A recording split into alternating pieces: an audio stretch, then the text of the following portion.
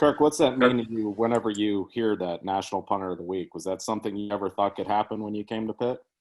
Uh, it's something that I've strived towards, and it's a goal that I've had and we've had as a team. And I've been nominated a couple of times, so I think third time's a charm now. We've finally won one, which is great. I'm pretty happy with it. Did you get like a big trophy or anything? Tim Tam, something?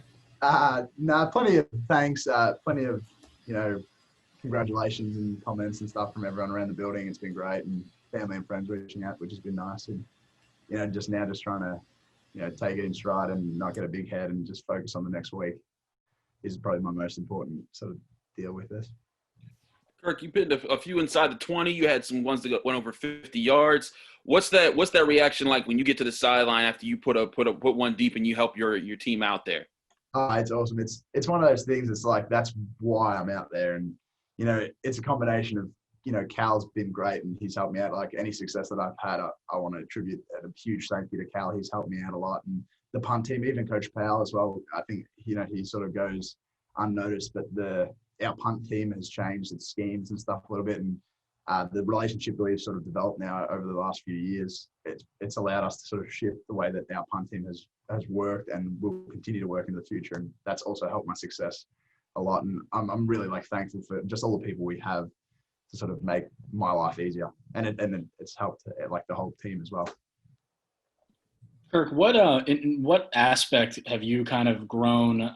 Maybe there's multiple from last year to this year to be able to become so consistent and really punt in, punt out. Do your job and do it well. I'm gonna name drop Coach Doozy here.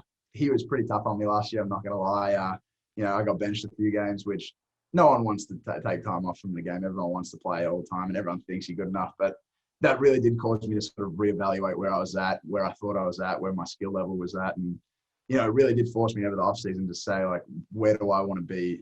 Do I want to have, the head coach, stress with my performance, or should I just be someone that he doesn't have to worry about and he can trust that I'm going to go out and do my job? And having quarantine, it was, obviously not the greatest situation for that, but having to be still in Pittsburgh and work with Cal during the offseason and stay focused and ready and have that time to sort of, take the ownership of yourself. Like, I don't have a workout plan today. I don't have, the facility to go into. I need to be a professional and do this on my own time and make do. And that sort of helped transition that now when you have the facilities available and you're able to come back to football and have coaches and staff to help you and film, if you're able to do all of that by yourself, then when you have all the things that are there to benefit you, it just makes life easier. And I think that's been a really big benefit for this year as well. During the quarantine period, you mentioned obviously not having the facility to go into, but you're with Cal. Did you guys go to you guys find a park or a field? You might have mentioned it before. Did you go to Shenley a lot? Yeah, up the top of the hill at Shenley. I think we had a couple of days, some locals fielding some punts for me, which was good fun. And, it was just, again, one of those things that we can't go up to the park and be distracted. It's like, if we're going to go all the way up there and make the effort, to kick in front of, just the local families getting exercise, I've got to make sure that I stay locked in and get good work in and make myself better. You said that the locals were fielding punts for you. Were you asking people hey, do you mind catching some balls or what?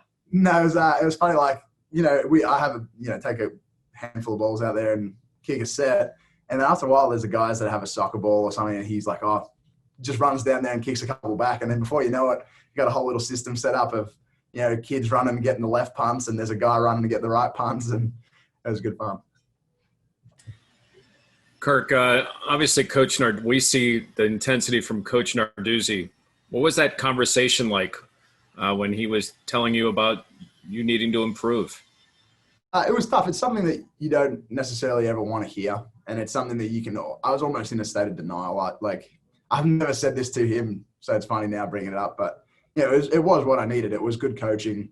And, again, it's hard to admit, but at the time, I needed that sort of kick in the bum just to get going and really, motivate me. And it has stayed to this point. Now I'm trying not to get too happy with my performance thus far. I've got 3 games to worry about. And that's what he has done. He's his focus and intensity of wanting me to be good has forced me to change my own perspective and how I see, what happened has happened now. I'm going to be thankful that we had a great game on the weekend, but we got 3 more, and last week doesn't really matter if I don't finish out strong. So that's more my concern from here moving forward.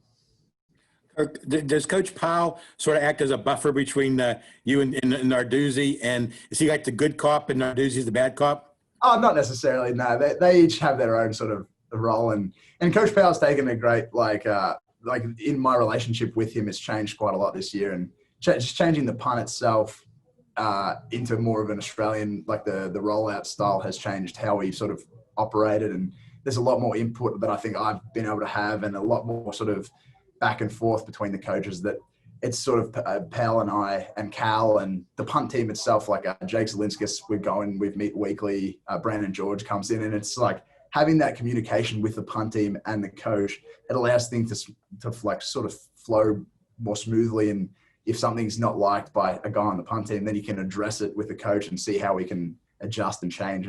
And Coach Powell's been great with that, where if there's a certain kick that we like to do, how do you feel doing that, Kirk? And I'll say, yeah, great, or I prefer it when we do this, and it's just helped out a lot. It really has. What's the advantage of the Australian rules rollout punt that you've been doing most of the season? It just makes it a little bit more difficult, I think, for the coverage teams to sort of read what you're doing, because if you've gone from being a spiral team, which we were, to now changing to Kirk's rolling right and kicking it right, or rolling right, kicking it left, it allows me to have a bit of flexibility if I want to kick away from the return man, and it just makes things a little bit harder to sort of scheme up against us. So it allows like that when I do have the chance to kick a spiral, maybe I have a bit more time back there, a bit more space, or like it makes Cal's life a little bit easier because he's not always blocking, and it's just like little adjustments here or there have added up to like a great result, I think. So I'm really happy with it. Kirk, how different is it being a student athlete as an undergrad, now being a student athlete going for an MBA? It's a good difference. I've really enjoyed doing my master's level courses right now. You develop a relationship with the people in your class. It's funny. I never really understood how professional it was until my first class in the spring. And, normally rocking up to an undergrad class, you 2 minutes early, you got like a coffee in hand, and you quickly run in with sweats on. And then I get to my first graduate class, and everyone's in their suit and tie, notes out 10 minutes early. And I think, I better pick up my stuff here. So, and now it's been good, like making friends and developing relationships with people who have worked before and, really care about what they're doing, and they're paying like a lot of money for that. So I recognize that I'm blessed to even have the opportunity to be doing these classes on scholarship. So, just taking advantage of the full opportunity that the University of Pittsburgh has provided me has been the best thing. So you wear suit and tie for this class, Kirk? I don't know, but it's very daunting to see your students and classmates doing that. So, I try and at least brush myself up a little bit and not look too shabby. How long is that MBA program, Kirk? So right now, roughly it'll take me a year and a half to 2 years. So I started in the spring and hope to graduate in the fall of next season. And I've actually been looking into a little bit now of whether I can add a Master's of Finance as well into my curriculum. I've taken doing finance in undergrad. It gave me like a lot of understanding that I could take my elective graduate classes in a more finance sort of specialized role. So, I don't know exactly yet. It hasn't been confirmed, but if I can come away with 2 master's degrees and an undergrad, I think, Pitt's looked after me really well, and hopefully I can look after him again next season. Kirk, when you're in with all that, go ahead. I'm sorry. No, go ahead, Jerry. Go ahead. I was going to say, Kirk, what are you going to do with all that education? I'm not sure yet, to be honest. I'm just trying to take advantage really of what the Pitt is offering me. I think, like student athletes, there's a lot of talk about, compensation and stuff like that. But as of right now, and the cards that we've been dealt as student athletes right now, like education is the one thing that they can guarantee us. And I figured why not take full advantage of what they can. And I've been lucky enough also to find a sort of curriculum path that I really enjoyed, and doing finance is something that I've really loved. So, picking up an extra class here or there that may get me another master's, it's something that I'm not overly worried about. It's just something that I realized doing an extra set of advanced finance classes is going to be hard, but it's something that's going to be beneficial. So, Kirk, have you looked at the game differently, being in a class with older people that may have families, and then you get done with class and you go down to a football practice? Yeah, it's been different. I feel like it's interesting seeing all these collection of other backgrounds come together. Like in a lot of my MBA classes, there are other student athletes as well. So, having them in there and able to speak to them and they have similar experiences. And then also just people that are working and people that I aspire to be, people that work for large companies that have great roles and now have taken the time to come back to school. It's, I hope to be one of those people in the future that, I'm trying to further my career through whatever means necessary. So it's really cool to be able to learn and sort of just communicate with these people in different stages of life. Because, being around the football building, you meet great people and you have obviously great experiences, but it's not as much discussion of your corporate and professional life, which now being in the master's program has provided me that opportunity where I can, ask questions and learn more from people who have really been in these situations and, just have more real world experience than I would. Did they ever ask you about football? Oh yeah, all the time. They always ask me what happened there and here, and like what happened on the block punt. And it's just you try and tell a funny story and make it at least enjoyable, not get too technical with what's going on. Kirk, at some point, do you want to kick in the NFL? Oh, I'd love to. That's every boy's dream. Playing in a professional football setting, like I would love that, and hopefully like that can work out. And next year we'll see how the season goes. But right now I've got to sort of try and avoid that thought and just stay focused and go game to game. Like I said earlier, last game was only as good as last game was, and that doesn't mean anything for this week. So whether my hopes and dreams are to play in the league or do whatever, I've just got to worry about next week. And that's how I'm going to try and stay for the remainder of my time here at Pitt. Kirk, it feels like specialists, like that fraternity is like it's closer than most other positions, I guess. During the quarantine, were you talking with other punters like throughout the conference or throughout the country, or like punting coaches, kicking coaches, like guys outside, I guess the Pitt football kind of community? Yeah, what's been really nice, I've been really blessed as well, is through the Pro Kick Australia program that I went through to get over here to Pitt and get my scholarship. It's almost developed a fraternity of other punters in the country that have played and are also Australian, have gone through the same thing that I've gone through. So actually, funnily enough, the Florida State punter, Mastromano, went through Pro Kick as well, and I was talking to him pre-game and post-game, and I've actually been communicating with him since. And it's just nice to have that ability to talk to someone who's in pretty much the similar shoes to you. Like, it's very easy to say, he's an Aussie punter and he was this star rated and whatever, and he comes in. But actually going through it and having experience and having, a couple of bad games here and a couple of good games, you sort of trial by fire. So, having those guys that have done it before or guys who are about to do it, and sort of that whole discussion between what's going on and how are you guys approaching quarantine, how are you guys, training, how are you guys staying fit. And again, lucky enough that in that group we have, like the Steelers punter, Jordan Berry, like Mitch Wishnowsky, who's the 49ers punter, like some of Pro Kick's best athletes that we've had are just only a text message away, which is just great for some of the younger guys and the future of, Pro Kick Australians in college football and in the NFL. You miss rules of football, Kirk? A little bit, yeah. I try to make an effort to watch it where I can. There's actually our Super Bowl, so the grand final was on a couple of weeks ago, and I made an effort to turn my phone off, airplane mode, and just wait so I could watch the score on the replay live. I didn't want anyone to spoil it for me, so I think after the game a couple of weeks ago, I think it was me, Kess, and a couple of the other boys sat down and watched it, and it's been fun sort of teaching the other boys. I think Kess now is the only one who truly understands the game and knows what's going on.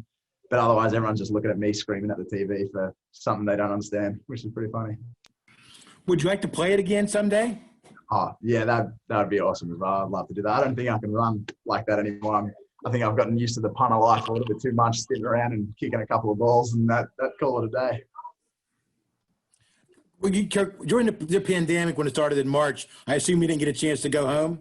No, I didn't get. So the last time I was home was in January, just over the Christmas break, and yeah, I've been in the US since, which it's been good. I've been really lucky to have such a good support system developed around here with Cal, with other footballers, and then even my girlfriend's from Pittsburgh, and she's been great. Just helping out and creating Pittsburgh as like sort of my second home now. I don't really necessarily feel like I've been away from home for so long, because I sort of feel like this is my home now, and Pittsburgh's been great in that sense.